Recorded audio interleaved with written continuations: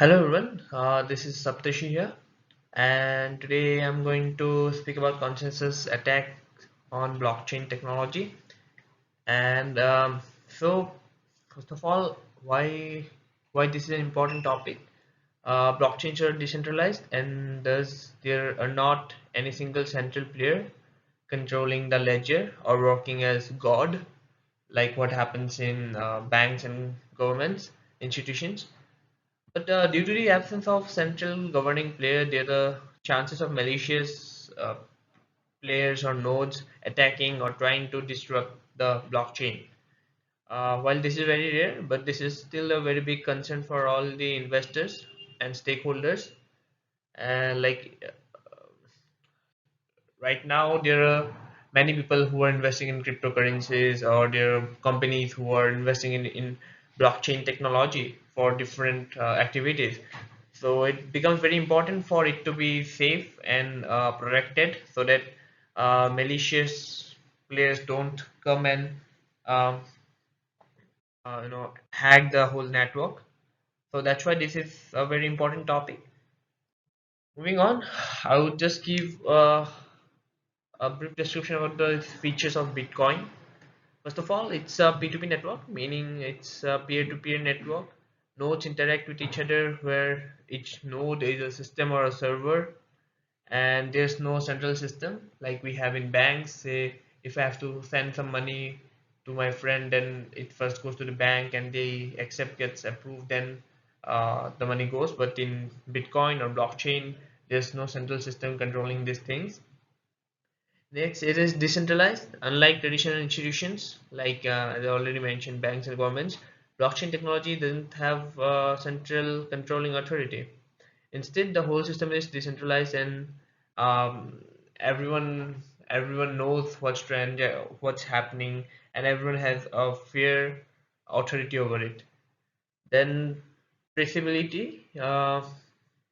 Traceability and privacy. To be honest, everyone in the network can see the transactions happening around in the blockchain network, but no one can know who are the persons involved. So it takes care of both, transparency and privacy. At last, fast transactions. Since there's no central player involved, the whole process gets done very quickly. Although Bitcoin itself is not very fast, considering the transactions or number of transactions that happens, or the number of blocks that gets added in a minute.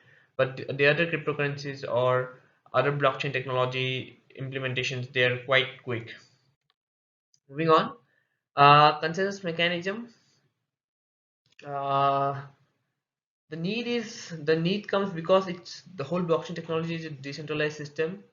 Even in Bitcoin, Satoshi Nakamoto, the founder, proposed the consensus mechanism, and without, like, since we have no central authority figure, so it becomes very important to have a certain mechanism or algorithm which is agreed upon by everyone participating in a network, and which has been followed by all the players or all the members, all the stakeholders in the whole blockchain network. So yeah, the first point, as it says, the procedure blockchain mechanism. It's basically a procedure through which all peers of the blockchain network reach a common agreement regarding the distributed ledger. And second, it achieves reliability in the blockchain network, and it establishes trust, which is very important in uh, be it cryptocurrency or blockchain technology, and between unknown peers in a distributed computing environment. And third, the whole consensus protocol consists of some objectives such as coming to an common ground, like an agreement, collaboration, or having equal rights for every node, and participation by each and every node in the consensus process. So it ensures that the whole process remains fair, and it's a win for the whole blockchain network. Moving on, examples of consensus algorithm. I mean, there are hundreds of consensus algorithm present currently, but the two of the most famous algorithms are proof of work and proof of stake. Um, they work by making potential participants prove that they have contributed or dedicated some resources to the blockchain, and in this process, it helps out remove or filter out the malicious uh, or those nodes which are not committed to the network.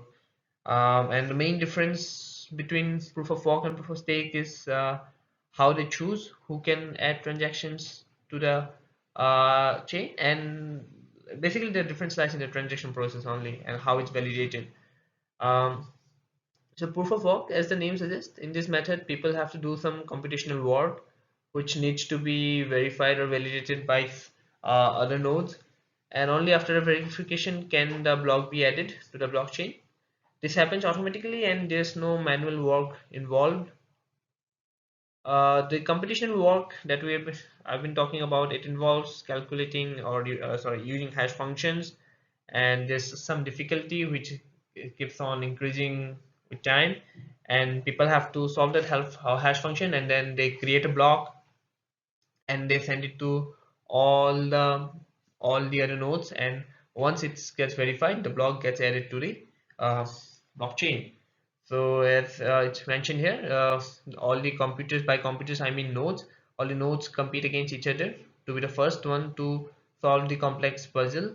And the whole process is called mining because energy, basically electricity and resources, are required to complete a puzzle, which is often, which is digitally equivalent to the real world process of mining minerals from earth.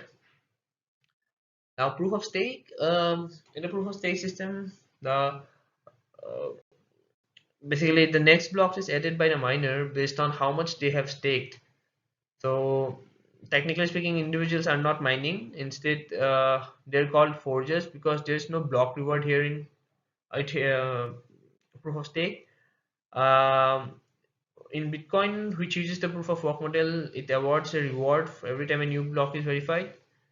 But here, when someone contributes to the blockchain, to the proof of stake system, it simply earns a transaction free.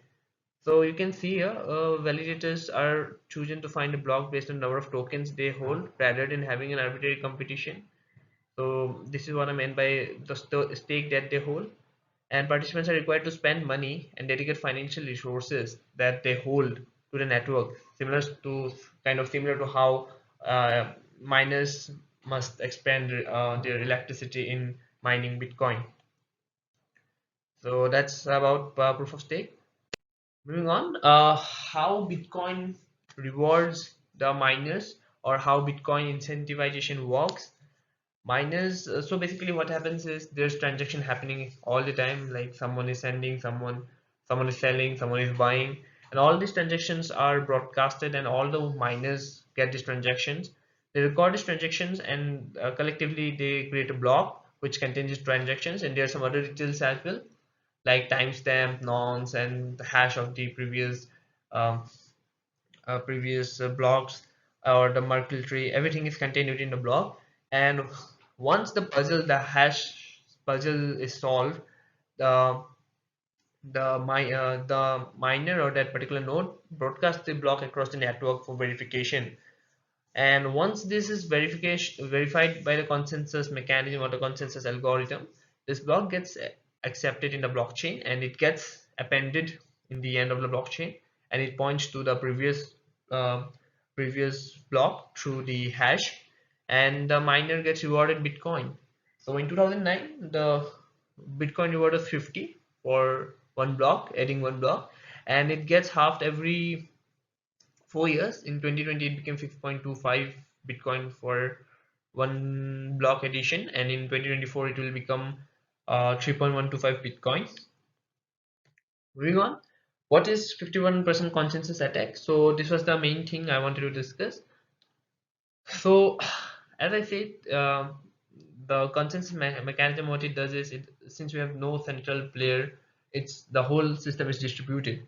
So, in taking an example of Bitcoin itself, if someone holds 51% of the resources, say if there are 100 nodes and one particular person can, owns 51 more than 50 of nodes, then he has an advantage through which he can form the majority of the whole population, and thus his consensus can be treated as the god consensus, because he have the ultimate power, he has the majority. And it allows having the 51% of the resources allows, or the hash function or hash power allows the miners to act maliciously. They cannot steal from others wallets, they cannot alter the already present information in the earlier blocks, but they can spend the money in a way which can cause to double spending, which is a problem or a very famous phrase in the world of blockchain technology. So as as can be seen in the figure in the earlier, what happens is that say A is giving money to B and A is also giving money to C. So if A is a malicious act, with the help of 51% consensus, what he can do is he can show that he has given money to both of these players, whereas in reality he will be only giving to one of these, either B or C. So in this way he's showing that he's spending the money in like in correct way, but in actual he will be spending the money in double, like twice. So here's the definition. This refers to the incidence of an individual spending a amount of his wallet more than once, effectively creating a disparity between the money or the resource spent and the amount of resource available. And this causes real problem because people can become very rich, and this is almost equivalent of a fraud.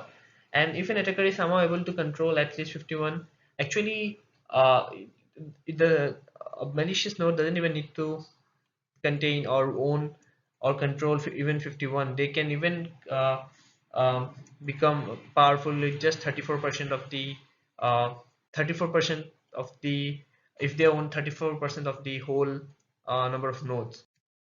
Moving on, this is an example of a consensus attack, 51% attack that impacted Ethereum Classic in 2020 at the end of July, and it resulted in approximately 5.6 billion worth of cryptocurrency loss with the help of double spending problem.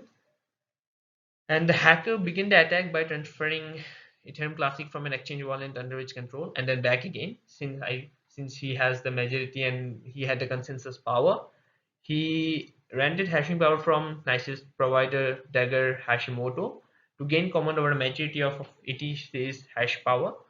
And the attacker was able to mine around 4,300 blocks over 4 days, and it created private transaction that sent etc to wallets under its control. As I mentioned, if you have a lot of nodes under you, you can do a lot of things. So he sent etc to its own wallet before broadcasting the blocks containing transfers to the wallets to recognize the blockchain. So basically what happens is one blockchain gets created and there is other blockchain that gets forked. So a malicious agent, what he can do is he can discard one of these blockchain paths. So although he has spent the money, but that blockchain gets that's not the main blockchain, so he can show that he has been spending the money twice, whereas in real life he's already spending the money once. And more than it took a lot of time. He spent a lot of time executing transaction between exchanges controlled by himself over a non-reorganized chain, creating opportunities to convert the stolen funds from the exchanges over a series of small operations.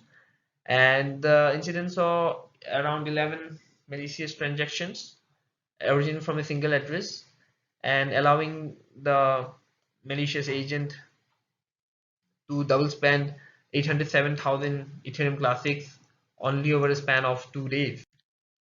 So at the end, I would like to put some remarks. 15% attack is always a possibility in all blockchains. And as I already mentioned in 2 slides before, that you don't even need to have 15%, even 34% control over the whole region will give you a lot of power. But thing is, the reason Bitcoin is not attacked is because of its fastness, because of how big it is, and the number of people who trust or who are participating in it. So if you have to control 51% of the resources of for blockchain, you have to have ridiculous amount of hashing power or ridiculous amount of resources, which is not humanly possible. And that's the reason no one has been able to attack Bitcoin with 51% consensus algorithm or mechanism, because um, no solo player can own that much of resource, and to collectively have that much of resource, or even to form a group, that will need some big planning, which many experts consider very unlikely or very impossible. And yeah, as I say, the last point is the because of the cost associated with the whole process of collecting the resources, due to which people are not able to hack into the blockchain or the Bitcoin cryptocurrency with the help of this 15% attack. As as you can see in the side figure, like the many forks that are created during uh, the forks getting created every time, all the time when mining happens, because many people send their blocks for verification at the same time, and one of the blocks gets accepted. So when there are two blocks of equal length, the if there are two blocks of equal length, then they wait for the next mining, and which wherever the new mined block gets added, that's considered the main chain. So yeah, in between days, people find ways to act maliciously and get the advantage of the resources they hold. But so far it has not been possible in Bitcoin, and I really hope, we really hope it remains the same. And so that was all from my side. Thank you and have a nice day.